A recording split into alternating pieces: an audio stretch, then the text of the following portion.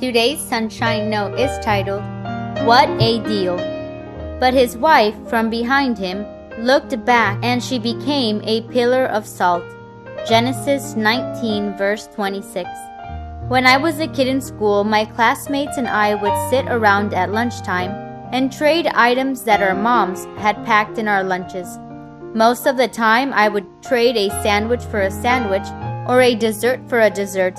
But every once in a while, I would pull off a trade that made my friends jealous. Every once in a while, I could convince a kid to trade my little baggie of celery and carrot sticks for a Hostess Twinkie or cupcake. Of course, as soon as the swap was made, I downed the delicious dessert as fast as I could, lest my unfortunate classmate were to get buyer's remorse.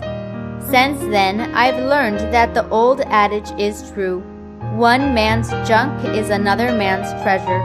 I've given stuff that I couldn't have cared less about to people who gave me some great stuff in exchange.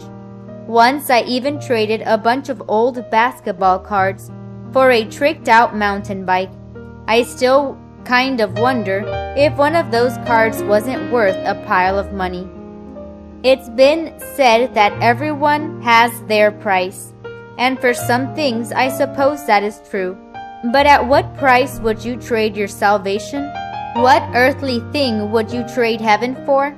The Bible clearly teaches that your salvation has been secured and it's yours for the taking. Your name is written in the book of life. What would the devil have to offer for you to want your name blotted out of that book? For some, it's a relationship with the wrong person that drags them away. For others, it is the pursuit of money. For still others, it may be how they are treated by someone in the church. And for many, it is the allure of the glitz and glamour of the world.